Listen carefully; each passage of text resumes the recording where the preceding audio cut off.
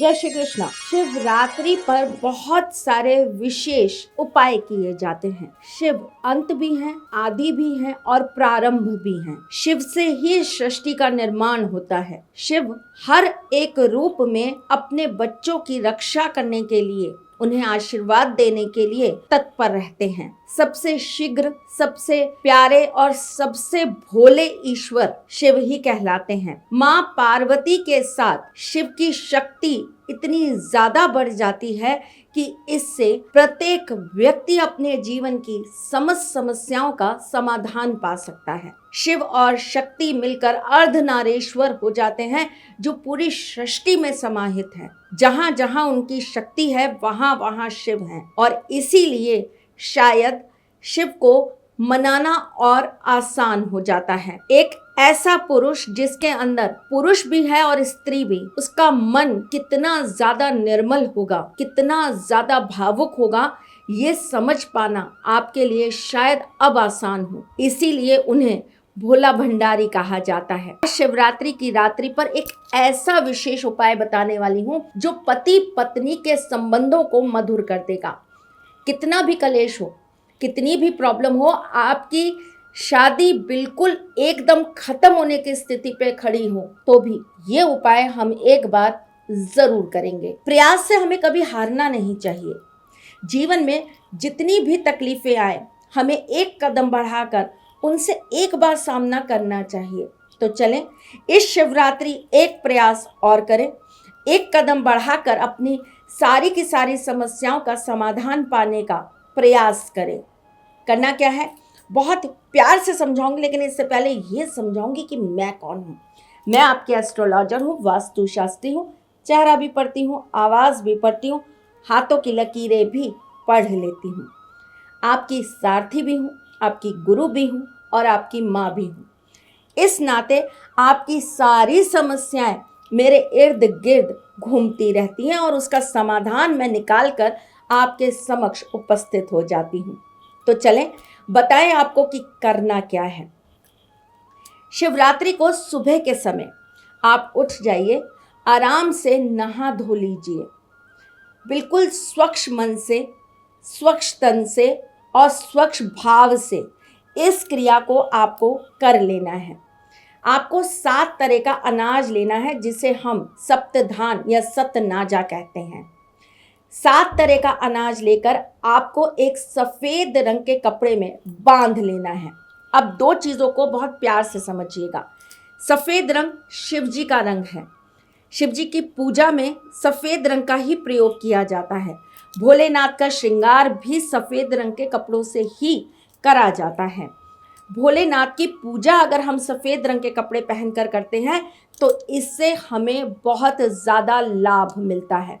इसका एक रीज़न और है जो मैं एस्ट्रोलॉजिकली आपको जोड़कर बता रही हूँ। शिव हमेशा चंद्रमा को अपने सिर पे धर के रखते हैं और चंद्रमा कैसे हैं? चंचल।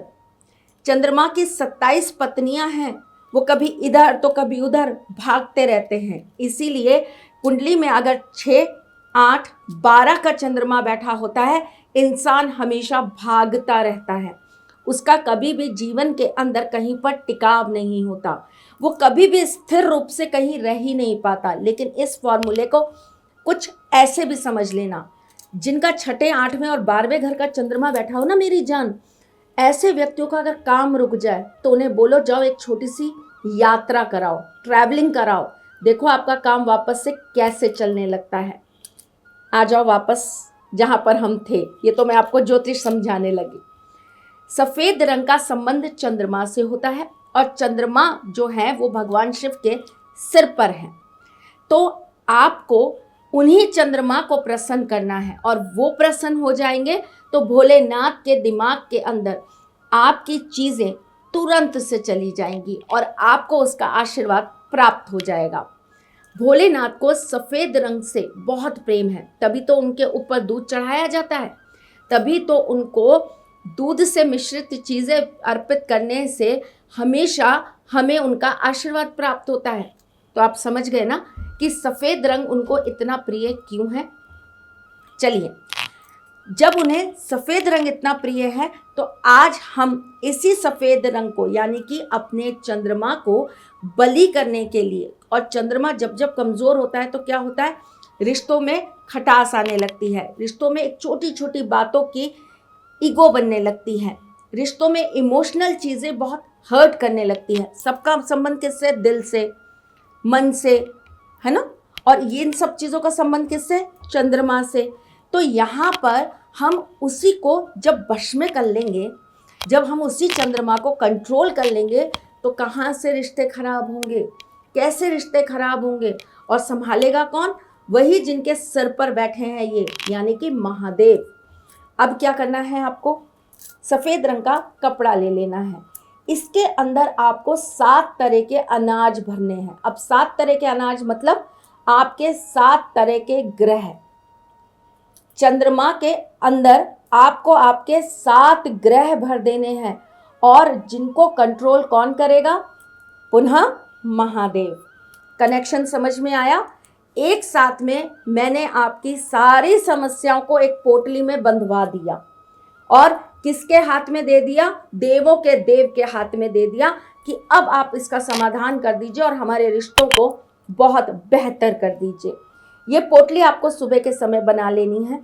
उसके बाद आपको इस पोटली को थोड़ा सा ऊंचा रखना है और इसके नीचे धूप बत्ती जलाकर आपको 11 बार ओम नमः शिवाय का पाठ करना है। उसके बाद ये पोटली आप अपने मंदिर में छोड़ दीजिए। अब आपका काम चालू होगा संध्या को, यानी कि शाम को। शाम को आपको इस पोटली को शिव मंदिर में ले जाना है। शाम को क्यों ले जाना है, क्योंकि शिवरात्रि का जो पूजन होता है वो पहले पहर का संध्या से चालू होता है। शाम को 6 बजे से पहले पहर की पूजा चालू होती है। मैं आऊँगी आपको बताने कि पहले पहर की पूजा कितने बजे है, दूसरे की कितने बजे है, तीसरे की कितने बजे है। बने रहिएगा, या तो वीडियो बनाऊँगी, नहीं तो मैं आपको पोस्ट डाल के बता दूँगी कि कब कौन सी पहर की पूजा होनी है। पहले पहर की पूजा में आपको ये पोटली ले जाकर भोलेनाथ को सिर्फ स्पर्श करानी है, सिर्फ उनको छुआ देनी है। वहाँ से उसे वापस अपने घर ले आना है। अपने घर में अपने बेडरूम में इसे रात भर रहने देना है।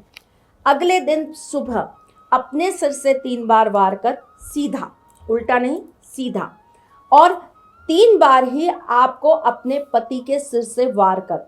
अगर वो आपके साथ नहीं है, वो आपके पास नहीं है, उनके सिर से आप नहीं वार सकते तो उनकी तस्वीर से वार लीजिएगा। उसके बाद आपको इस पोटली को आपको अनाज निकाल कर 5 जगह पर आपको बांट देना है। कैसे? पहला आपको रखना है चौराहे पर, जहां पर इसे पक्षी ग्रहण कर लें। दूसरा रख देना है आपको किसी कच्ची ज़मीन पर, जहां पर छोटे छोटे जीव जंतु, चींटियां ये इसको ग्रहण कर लें। तीसरा आपको रख देना है पीपल के पेड़ पर। चौथा आपको इसे थोड़ा से कपूर के साथ या कोयले के साथ जला देना है और उसकी भस्म बना देनी है, और उसे आपको हवा में बिखेर देना है। और 5वां, अगर आपके पास जल हो तो उसमें प्रवाहित कर दीजिएगा। अगर आपके पास में बहता हुआ जल ना हो तो आप पानी के अंदर डालकर किसी भी पौधे के पास में छोड़ दीजिएगा, मिट्टी के किसी बर्तन में। समझ गए? ये छोटी सी क्रिया, ये छोटा सा काम पति पत्नी के बीच में बड़ी से बड़ी दिक्कत को दूर कर देगा, उसे बिल्कुल समाप्त कर देगा। आपकी जोड़ी बिल्कुल शिव पार्वती जैसी हो जाएगी। ये मत भूलिएगा, शिवरात्रि की रात्रि पर ही भगवान शिव और माँ पार्वती का मिलन हुआ था। ये रात्रि उनकी विवाह की रात्रि है। उनसे आशीर्वाद मांगिए, उनसे प्रार्थना करिए, उन्हें अपना समर्पण दे के कहिए कि हे प्रभु, मुझे भी ऐसा ही विवाह चाहिए जैसा आपका और माँ का है। मुझे भी आप दोनों की तरह ही अपने जीवन साथी के साथ 7 जन्मों तक रहना है। मुझे भी अपने रिश्ते के अंदर वही रूप चाहिए जो आपके अर्धनारीश्वर रूप में है। मुझे भी अपने पति से वही प्रेम चाहिए जो प्रेम आप करते हैं। मुझे भी अपने पति के साथ उसी तरीके से रहना है जैसे शिव और शक्ति रहते हैं। आज के लिए बस इतना ही। फिर आती हूँ कुछ नया, कुछ अलग, कुछ अद्भुत लेकर। तब तक के लिए मुस्कुराते रहिएगा। रिश्तों में मजबूती बना के रखिएगा। अपने साथी के साथ यूं ही जुड़े रहिएगा, प्यार देते रहिएगा, प्यार लेते रहिएगा, ख्याल रखिएगा अपना और उनका जिनसे आप प्यार करते हैं। मैं जल्द आपसे मिलने आऊंगी, तब तक के लिए जय श्री कृष्ण। सारथी मां त्रिशला ज्योतिष के क्षेत्र में विश्व विख्यात नाम है। ज्योतिष शास्त्र में पीएचडी मां त्रिशला पिछले 22 वर्षों से ज्योतिष की सभी परंपरागत विधाओं के साथ साथ अनेक दुर्लभ गुण विधाओं जैसे परछाई एवं नव्स के अध्ययन से अपनी सटीक भविष्यवाणी और पूर्वानुमान के लिए विख्यात हैं। अपने उपायों द्वारा लाखों लोगों का जीवन संवार चुकी मां त्रिशला लगातार 2016 से ज्योतिष विभूषण अवार्ड प्राप्त कर रही हैं। साल 2018 में उन्हें उत्तराखंड के मुख्यमंत्री त्रिवेंद्र सिंह रावत ने ज्योतिष विभूषण अवार्ड से सम्मानित किया था और साल 2016 में उन्हें राजस्थान में बेस्ट एस्ट्रोलॉजर के अवार्ड से नवाजा जा चुका है।